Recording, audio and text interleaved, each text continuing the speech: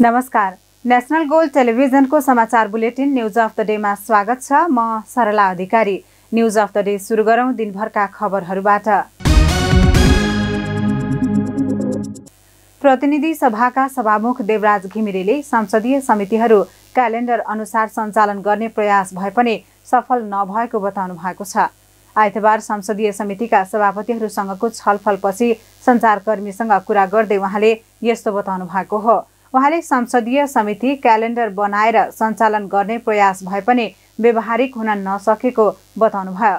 सभामुखले अबको संसदलाई प्रभावकारी ढङ्गबाट लैजानका लागि क्यालेन्डर बनाएर कार्यान्वयन गरेर अघि बढ्ने गरी सभापतिहरूसँग छलफल भएको बताउनुभयो। उहाँले हिउँदे अधिवेशन चाँडै बोलाउने र तयारी छिटो गर्ने काम भइरहेको पनि बताउनुभयो। अब संसदीय समितिको आज हामीले संयुक्त बैठक सभापतिहरूसँग बोलाएको थियौँ। अब त्यसमध्ये सबै सभापतिहरूको उपस्थिति नभए पनि अब सभापतिहरूको उपस्थिति भयो। खास गरिकन यो बैठक बोलाउनुको पछाडि समितिभित्र विधेयक प्रस्तुत भएका ठाउँहरूमा विधेयकमाथिको छलफल कहाँ पुगेको छ र अब के भनेदेखि आउँदो सत्रमा चाहिँ त्यो पेस गर्ने ठाउँमा पुगेन, कति बाँकी छ, के छ, कति अप्ठ्यारो छ, विधेयकहरू कहाँ पुगे हिजो पेस भएकामा भन्ने कुरामा आधारित थियो। त्यसमा सबैबाट रिपोर्टहरू प्राप्त हुँदाखेरि अब सबैले सक्न लागेको केही इस्युहरूमा अलिक समझदारीपूर्ण ढङ्गबाट सक्नु उपयुक्त हुन्छ, त्यसरी सकिन्छ कि भनेर केही कोसिसहरू भइरहेको जस्तो रिपोर्टहरू प्राप्त भयो। बाँकी समितिमा छलफलहरू गरिरहँदाखेरि प्राप्त भएका अनुभवहरू के छन् र तिनीहरूलाई कसरी संस्थागत गरेर जानुपर्छ भन्ने जस्ता कुराहरूमा उहाँहरूका राय सल्लाह सुझावहरू आएका छन् र बाहिरबाट समितिहरूलाई सहयोग प्रदान गर्नको लागि विभिन्न दात्री संस्थाहरूले चाहिँ सहयोगहरू गर्न कोसिसहरू अथवा सहयोगहरू प्राप्त हुन्छ भन्नेका कुराहरूलाई एकीकृत ढङ्गबाट चाहिँ अब समितिहरूलाई चाहिने सहयोग पनि सचिवालय मार्फतै लिनु राम्रो हुन्छ, गर्नुपर्छ भन्ने सुझावहरू आएको छ र अब अहिलेसम्म क्यालेन्डर बनाएर अगाडि जाने, संसदीय क्यालेन्डर अनुसार चल्ने कोसिसहरू भए पनि त्यो व्यवहारिक भइरहेको छैन। अबको संसदलाई अलिक प्रभावकारी ढङ्गबाट लानको लागि क्यालेन्डर फिक्स गर्ने, त्यसभित्र त्यो क्यालेन्डरभित्र चल्नको लागि सबैले बाथरुमहरू बनाएर जानुपर्छ र क्यालेन्डर कसरी बनाउने भन्ने बारेमा अब एउटा 15 दिनभित्रको क्यालेन्डर बनाऊँ, एउटा महिना दिनको बनाऊँ, अर्को भनेको चाहिँ सिङ्गो सत्रभरिको क्यालेन्डर बनाऊँ र यो कहिलेसम्म सत्र सञ्चालन गर्ने भन्ने बारेमा पनि एउटा समझदारीपूर्ण ढङ्गले अथवा एउटा योजनाबद्ध ढङ्गबाट बनाऊँ भन्ने जस्ता कुराहरूमा छलफल चलिरहेको छ। त्यसमा उहाँहरूका सल्लाह सुझावहरू प्राप्त भएका छन् र यिनै कुराहरूमा अब के भनेदेखि आउँदो हिउँदे सत्र अथवा तेस्रो अधिवेशन चाँडै बोलाउने, त्यसको लागि अब हामीले गर्ने तयारीहरू चाहिँ छिटो सकौँ र छिटो हामीले तयारी गऱ्यौँ भने अब बोलाउँ भनेर चाहिँ हामीले सरकारलाई अथवा हाम्रो प्रणालीलाई चाहिँ लान सकिन्छ भन्ने यही राय परामर्श सहितको हाम्रो बैठक आज सकिएको म तपाईँहरूलाई जानकारी गराउन चाहन्छु। छिटो सिध्याउनुहोस् भनेर भनियो र आवश्यकताअनुसार बैठकहरू छिटो पनि बोलाउनुहोस्। आवश्यक परामर्श गर्ने कुराहरू छन् भने पनि छिटै परामर्शको लागि अगाडि बढ्नुहोस् र एउटा समझदारीपूर्ण ढङ्गबाट निष्कर्ष निकाल्ने कामहरूमा तपाईँहरू लाग्नुहोस्। तपाईँहरूलाई परेका केही अप्ठ्याराहरू छन् भने अब आवश्यकताअनुसार कहाँ राख्नुपर्ने त्यो कुराहरू राख्नुहोस्। त्यसमा पनि सचिवालय मार्फत कोअर्डिनेसनहरू गर्ने गराउने कामहरू गरेर टुक्याउँ भनेर भनियो। मैले यही कुराहरू भने त्यसमा पनि कति कार्यक्षेत्र फरक समितिले एउटै क्षेत्र हो भनेर भइरहेका विषयहरूलाई पनि अब बसेर समझदारीपूर्ण ढङ्गबाट लानुहोस्। त्यसका पनि आफ्ना पाटाहरूलाई हेर्नुहोस्। भएन भनेदेखि बसेर यसले चाहिँ हेर्ने भने अहिलेसम्म गरेका प्रगतिहरूलाई आधारित भएर पनि एउटाले हेर्ने गरी पनि मिलाउने कामहरू गरौँ। समय, आर्थिक खर्च यो सबै र अब सोचहरू पनि फरक खालका नहोस् भन्ने कुराहरूलाई राखियो। यिनै कुराहरू मैले निर्देशन गर्ने सल्लाह। सभामुख घिमिरेले संसदको महासचिव नियुक्तिबारे आफूले आफ्नो ठाउँबाट गर्नुपर्ने सिफारिस गरिसकेको र टुङ्ग्याउनु पर्ने स्थानबाट छिटो टुङ्गिएला भन्नेमा आशावादी रहेको बताउनु भएको छ। प्रधानमन्त्री पुष्पकमल दाहाल प्रचण्डले एक चीन नीति मानिसकेपछि ताइवान स्वतन्त्र हुनुपर्छ भन्ने पक्षमा नेपाल नरहेको बताउनु भएको छ। आइतबार बिहान 3 दिने युगान्डा भ्रमण सकेर फर्किनुभएका प्रधानमन्त्री प्रचण्डले विमानस्थलमा सञ्चारकर्मीहरूसँग कुरा गर्दै ताइवानको बारेमा नेपालको सुरुदेखिकै नीति चीनकै अङ्ग हो भन्ने रहेको बताउनुभयो। उहाँले ताइवान चीनको हो भन्दैमा नेपालको असंलग्न परराष्ट्र नीति नडगमगाउने दाबी गर्नुभयो। म यही 80 माघ 4 गते काठमाडौँबाट युगान्डाको राजधानी कम्पालातर्फ प्रस्थान गरेको कुरा यहाँहरूलाई विदित नै छ। यस सम्बन्धमा परराष्ट्र मन्त्रालयबाट जारी प्रेस विज्ञप्ति पनि तपाईहरुले प्राप्त गर्नुभएकै छ। म युगान्डाको कम्पाला पुग्दा त्यहाँको विमानस्थलमा युगान्डाका honourable minister of state for relief disaster and preparedness and refugees of Uganda र नेपालका परराष्ट्र सचिव र अन्य उच्च पदाधिकारीहरूले स्वागत गर्नुभएको थियो। विमानस्थलमा सांस्कृतिक झाँकी सहितको स्वागत हुँदा त्यो निकै उत्साहपूर्ण माहौल बनेको थियो। कम्पालामा रहँदा म मिति 80 माघ 5 गते असंलग्न आन्दोलनको 19औं शिखर सम्मेलनको उद्घाटन समारोहमा सहभागी भएँ।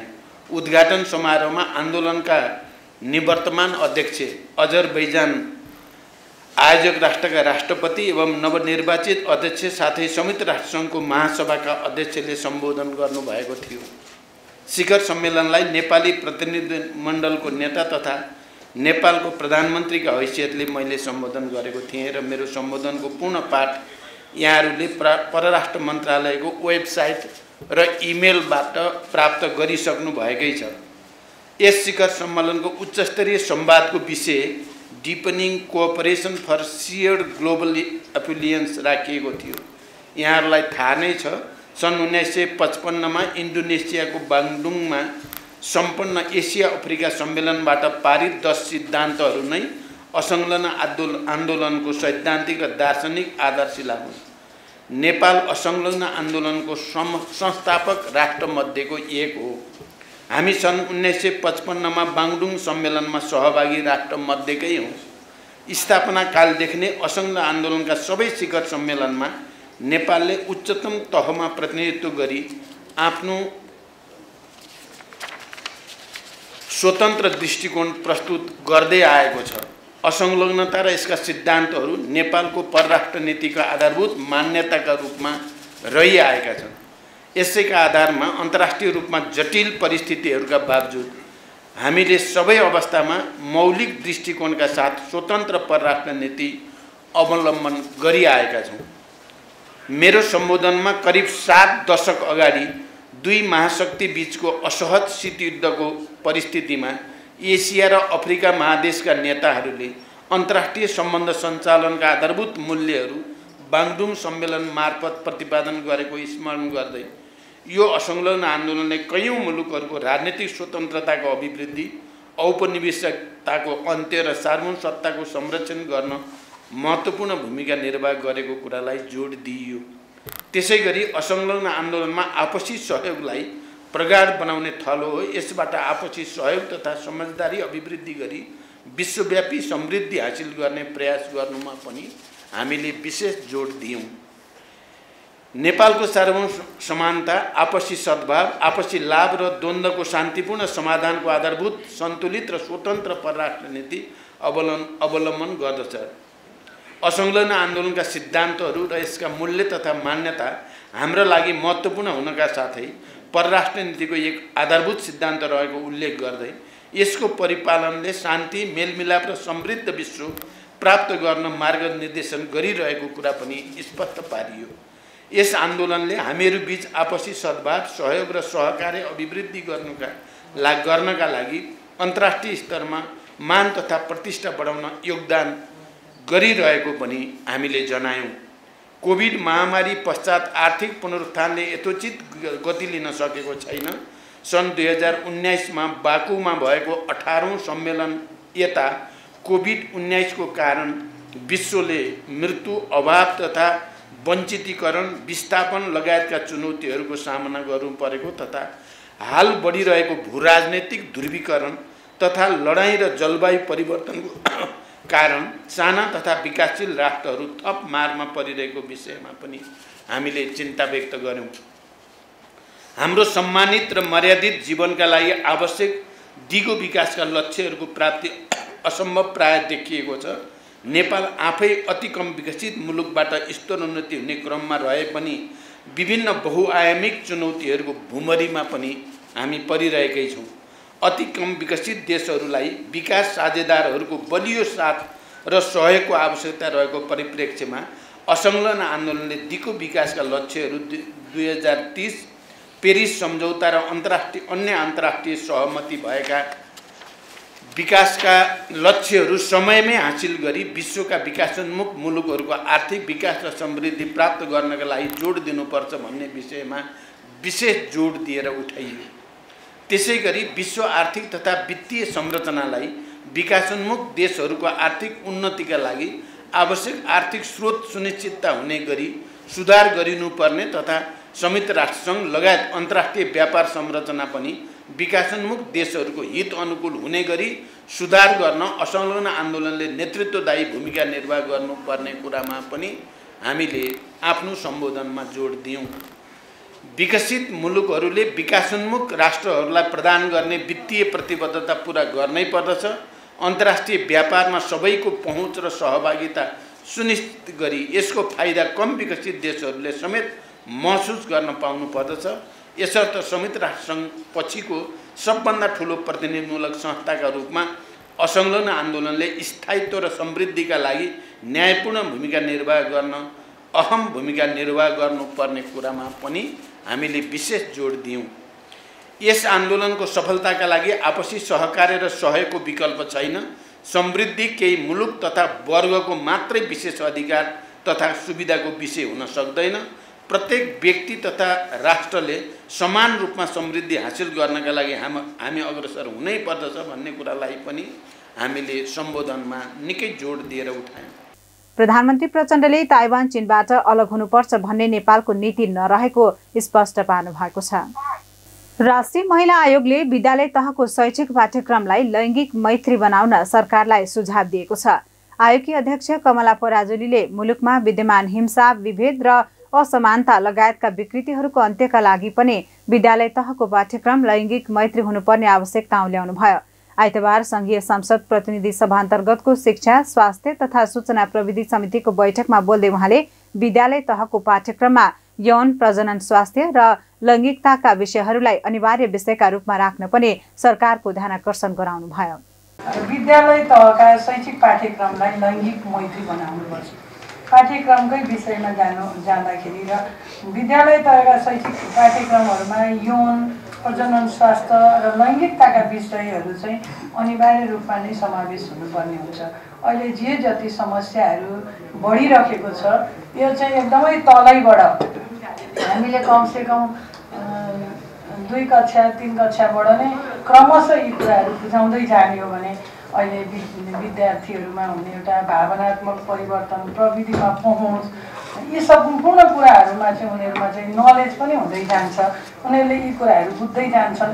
र अर्को चाहिँ अब हामीले समावेशिताको कुरालाई पनि हामीले चाहिँ स्वीकार्ने कुराहरू पनि त्यहाँ हुन्छ। र विद्यालय शिक्षा चाहिँ अघि नै यहाँ माननीयज्यूहरूले पनि भन्नुभयो, व्यवहारिक सिपमूलक जीवनोपयोगी हुनुपर्छ भन्ने कुरा र समाजमा हिंसा, विभेद, असमानता लगायतका विकृतिहरू बढ्दै गएको सन्दर्भमा चाहिँ पहिले चाहिँ नैतिक शिक्षा भन्दाखेरि अलिक अर्कै अर्थ लाग्थ्यो। तर अब अहिले हामी एकदम भन्न नै बाध्य छौँ कि नैतिक शिक्षा, सदाचारिता, यसलाई सदाचारिता भनौँ, सदाचार सिकाउने खालको शिक्षा, के नाम उपनाम हुन्छ तर सदाचार सिकाउने खालको शिक्षा पनि हुनु पर्यो। र लैङ्गिक सामाजिक समावेशितालाई चाहिँ आत्मसात गर्ने के एकदम किशोरावस्थाबाट नै त्यो आत्मसात गर्दै आउनु पर्यो। हामीले चाहिँ स्वीकार्नु पर्यो संविधानमा जसरी बहुजाति, बहुभाषा समुदाय छ, लैङ्गिक यौनिक अल्पसङ्ख्यकका कुराहरू छन्, अपाङ्गता भएका कुराहरू छन्, यी कुराहरूलाई चाहिँ स्वीकार्ने, आत्मसात गर्नका लागि त्यो हाम्रो पाठ्यक्रममा समावेश गर्ने विषय हो। र शिक्षिका तथा महिला कर्मचारीहरूको क्षमता विकासका लागि विशेष खालका प्याकेज कार्यक्रमहरू हुनुपर्छ। अध्यक्ष पराजुलीले विद्यालय तहका छात्राहरूलाई निशुल्क सेनेटरी प्याड वितरण गर्ने कामलाई प्रभावकारी बनाउन पनि सरकारलाई सचेत गराउनुभयो। पूर्व राजा ज्ञानेन्द्र शाहले हेटौडाका विभिन्न धार्मिक स्थलको अवलोकन तथा पूजा गर्नुभएको छ। आइतबार दिउँसो हेटौडा आउनुभएका पूर्व राजा शाहले धार्मिक क्षेत्रको अवलोकन तथा पूजा आराधना र शुभेच्छुकहरूसँग प्रत्यक्ष भेटघाट गर्नुभएको हो। पूर्व राजा ज्ञानेन्द्र शाहले हेटौडा 15 मा रहेको चुरियामाई मन्दिर, हेटौडा 13 पदम पोखरीमा रहेको ज्याङछुपलिङ पोताला गुम्बा र हेटौडा 10 मा रहेको भुटनदेवी मन्दिरमा पूजा तथा शुभेच्छुकहरूसँग भेटघाट गर्नुभयो। साथै उहाँले हेटौडा रिजोर्टमा खेलप्रेमी, बुद्धिजीवी, व्यवसायी लगायतसँग भेटवार्ता गर्नुभएको छ। पूर्व राजा शाहलाई प्रत्यक्ष भेट्न ठूलो संख्यामा शुभेच्छुकहरू उपस्थित भएका थिए। पूर्व राजा शाहको भ्रमण सफल पार्न मकवानपुर क्षेत्र नम्बर 1 का प्रतिनिधि सभा सदस्य दीपक बहादुर सिंहको संयोजकत्वमा 1111 सदस्यीय मूल समारोह समिति बनाइएको थियो। साथै 10 वटा उपसमिति गठन गरी परिचालन गरिएको राप्रपा मकवानपुरका प्रवक्ता आयुष डोटेलले जानकारी दिनुभयो। प्रजातान्त्रिक गणतन्त्र कङ्गो DRC को राष्ट्रपतिमा निर्वाचित फेलिक्स सिसेकेडीले नयाँ कार्यकालका लागि शपथ ग्रहण गर्नुभएको छ। क्षेत्रीय नेताहरू र अन्य विदेशी विशिष्ट व्यक्तिहरूको उपस्थितिमा आयोजित समारोहमा आफ्नो दोस्रो 5 वर्षीय कार्यकालका लागि शपथ ग्रहण गर्नुभएको हो। जनवरीको सुरुमा DRC संवैधानिक अदालतले डिसेम्बर 20 को चुनावपछि राष्ट्रपति फेलिक्स सिसेकेडीको पुनः निर्वाचित भएको आधिकारिक रूपमा पुष्टि गरेको थियो। सिसेकेडीले 73.47% मत प्राप्त गर्नुभयो भने प्रमुख प्रतिपक्षी उम्मेद्वार मोइके कातुम्बेले 18.8% मत प्राप्त गर्नुभएको बताइएको छ। शपथपछिको मन्तव्यमा सिसेकेडीले थप रोजगारी सृजना, घर परिवारको क्रियाशक्तिको संरक्षण, राष्ट्रिय सुरक्षा, आर्थिक विविधीकरण र आधारभूत सेवामा पहुँच लगायतका काम गर्ने प्रतिबद्धता व्यक्त गर्नुभयो। हवस् त अहिलेलाई न्युज अफ द डे यति नै। सही सूचना र समाचारका लागि हाम्रो फेसबुक र युट्युबमा फलो गर्न सक्नुहुनेछ। नमस्कार।